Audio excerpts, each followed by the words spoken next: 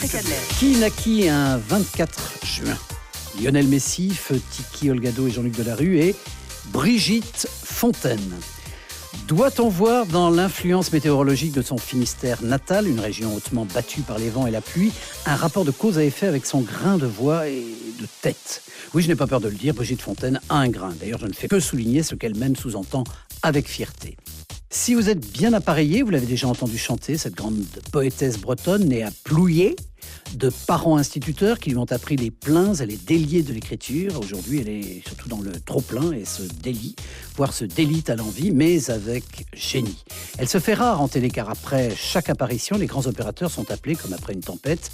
Les clients parlent de dérèglement de leur poste alors que le diable dans la boîte, dans sa logorée incompréhensible, a laissé méduser les téléspectateurs. Il faut l'entendre parler pour comprendre la souffrance des orthophonistes. À la Clairefontaine, mon âme j'ai trouvé aussi belle que je me suis baignée. Même Chantal là-dessous à côté est compréhensible. Et non, t'as vu, non? Je suis complètement compréhensible. Ah, pourquoi me prendre pour cible? Et en plus, ça rime, c'est beau, non?